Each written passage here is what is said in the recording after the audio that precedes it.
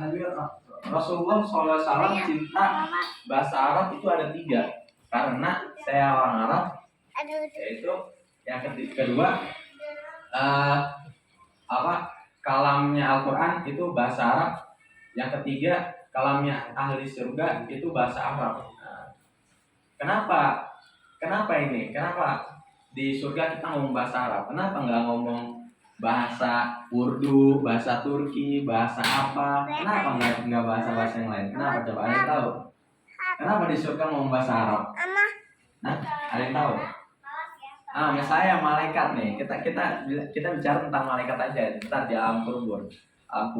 Mungkin kalau malaikat ngomong, lu gimana sholat? Ya, mungkin gak malaikat ngomong bahasa kayak gitu. Mungkin gak? Malaikat ngomong, aja kayak gue sih. Mau kayak gitu gak malaikat? Gak mungkin malaikat ngomong gitu. Malaikat pasti ngomongnya Marrobuka. Siapa Tuhan kamu? Siapa Tuhan kamu? Marrobuka. Kalau kita misalnya belum bisa belajar bahasa Arab nih, ya Allah, kita nggak paham belajar ini bahasanya malaikat ini nggak paham misalnya, bahaya.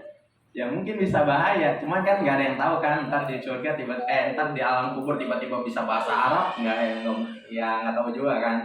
Ya mungkin ini disaranin aja untuk belajar bahasa Arab sedikit demi sedikit, nggak apa-apa belajar bahasa Arab. Bukan berarti kenapa sih belajar bahasa Arab?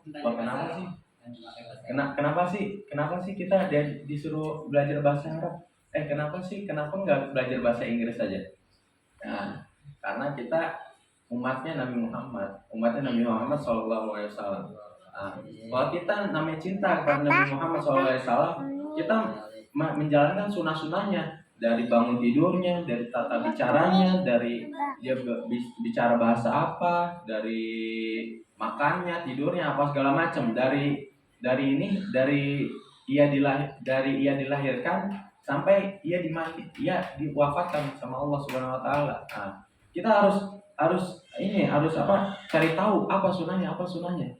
Di balik sunnah itu ada kejayaan. Kayak misalnya ada sebuah kisah yang mana pernah dikisahkan. Saya pernah mondok di berbagai pondok. Di berbagai pondok sering sekali ini mendengar kisah ini, kisah sunnah ini. Emang benar-benar di balik sunnah itu ada kejayaan. Siapa yang tahu siwak di sini? Miswak, kayu sekecil itu. Umat muslim pada zaman dahulu, pada zaman Nabi itu nggak ada yang namanya Pepsodent, Ciptadent, nggak ada yang pakai sikat gigi kayak gitu. Yang dulu adanya miswak. Tahu ini kayu arak dipakainya. Jadi ada yang kering, ada yang basah. Tapi kebanyakan kalau di Indonesia yang basah. Itu umat muslim sering pakai siwak, sunnah sunnah pakai siwak. Ada kaum kafir Quraisy itu, kaum kafir yang pengen nyerang Islam. Ketar-ketir langsung. Islam aja makan kayu katanya. Ya ketar-ketir orang kafir langsung. Ketar-ketir. Akhirnya nggak jadi nyerang. Umat Islam ini paling ngeri. Dari barisannya yang pertama, dari muka-mukanya aja udah ngeri. Kalau pengen perang umat Islam tuh mukanya ngeri-ngeri, nggak ada imut-imut, nggak ada. Oh zaman sekarang ya Allah umat Islam, ya Allah pakai make up putih pelembab maskeran ya kan? Gimana pengen serem ya Allah umat Islam, ya Allah lemah sekali. Goyang-goyang di TikTok ya Allah, nggak ada serem-serem umat Islam beneran. Zaman dulu umat Islam tuh pada zaman Umar bin Khattab itu mereka pada pakai imamah, pada pakai celak disunahin. Malah sekarang celak dibilangin, kayak cewek lu, udah kayak cewek, nggak cocok cowok pakai itu. Nggak boleh ngikutin cewek, haram lu, pakai dibilang-bilangin kayak gitu. Padahal kalau umat Islam tuh pakai celak itu sunnah. Umar bin Khattab pakai celak, semuanya pakai celak waktu zaman dulu. Biar apa? Kita pakai celak. Iya bisa, itu salah satunya biar nggak ngantuk. Yang kedua, kita jangan minder sama sunnah. Kita jangan minder. Kita ke mall pakai peci. Lihat orang yang pakai topi, pakai snack band, udah copotin aja pecinya lah, malu. Kita walaupun botak, makanya saya ini botak nggak malu, kayak masa bodoh. Orang kita kan kemana-mana pakai peci. Ya, pakai peci kemana-mana. Ya, menciri khaskan santri. Saya juga pernah ini bagi-bagi cerita aja dah, bagi-bagi cerita. Nah, kita kultur jadi bagi-bagi cerita. Saya pernah kayak gini ke kemana tuh? Bandung di mana nih? Bandung. Semarang, di Semarang coba. Saya dari sini nyampe Semarang diantarin sama abinya dan sampai sini loh, sampai terminal. Nah, disuruh naik bis. Naik bis sendirian ke Semarang coba tanpa bawa HP. Coba. Tanpa bawa HP, bawa buku doang. Bener gak? Sendirian. Itu belum pernah ke situ, beneran disuruh daftar sendiri. Kita nggak bawa HP. Akhirnya ya udah kita ini aja dengan izin Allah berangkat kita selamat insya Allah dunia akhirat bagi penuntut ilmu kan. Soalnya saya yakin penuntut ilmu tuh selamat dunia akhirat. Soalnya saya yakin dulu guru saya bilang kayak gini, penuntut ilmu itu semua yang penuntut ilmu semua yang dia ikhlas niat untuk menjadi penuntut ilmu, untuk menjadi pewaris ilmu baginda Rasulullah SAW. Itu tuh mereka berdiri atau duduk atau singgah di sayapnya Jibril. Nah, itu kata-kata guru saya. Cuman nggak tahu ya itu benar atau enggak. Yang penting kan namanya guru, kita harus percaya sama guru kan. Biar ilmunya berkah. Guru mau bilang gimana pun kita percaya aja. Oh iya percaya. Gak boleh kita setengah-setengah. Apa guru ini? Apa hayalan? Apa mitos? Apa dongeng? Ya nggak boleh kayak gitu. Ilmunya ntar nggak berkah. Kita iyain aja guru. Iya. Nah, dulu ada cerita kayak gini. Ada cerita badut. Dia ini badut. Badut. Dia tuh tugasnya badut itu tahu kan? Tugasnya ngelucu doang badut itu. Tugasnya ngelucu, dikit ngelucu. Tiba-tiba badut ini jadi nggak laku, soalnya lawakannya itu doang. Lawakannya sekali ketawa orang-orang, 2 kali ketawa orang-orang, ketiga kali udah pada nggak ketawa, udah nggak rame lagi tuh badut. Nah, akhirnya dia ngeliat ulama-ulama pada dikerumunin santri-santri. Akhirnya dia cobain jadi ulama, kan. Dia pakai imamah, pakai udang-udang 8 tingkat lah, 12 tingkat ya kan. Sampai berat, sampai udah ban kayak Vespa. Akhirnya dia niru pakai udang-udang dah tuh. 18 sampai 14 sampai 20 bahkan sampai keren banget dah tebalnya. Dia pakai itu, dia pakai jubah putih. Akhirnya ada yang datang satu orang. Dia pengen belajar bilang, "Pak, ya saya pengen belajar pada antum.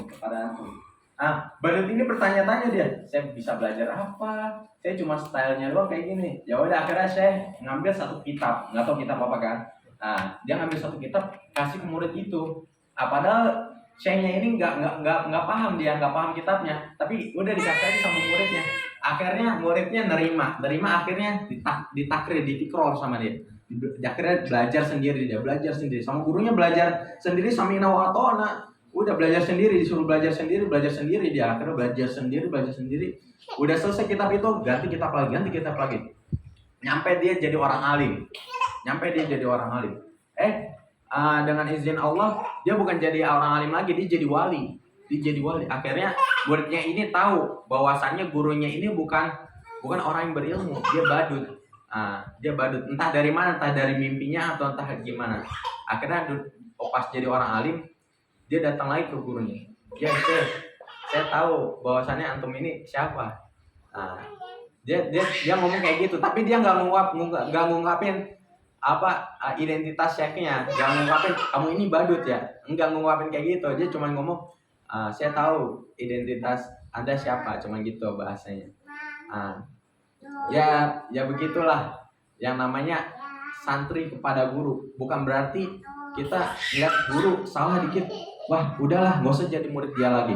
Wah guru ini dia bacaannya salah, udah nggak usah jadi gurunya, nggak usah kita jadi muridnya. Nggak boleh kayak gitu, nggak boleh. Ntar ilmunya nggak berkah. Ya guru ngasih apa aja itu nanti ada numbuh keberkahan tuh numbuh. Benar-benar ada berkahnya.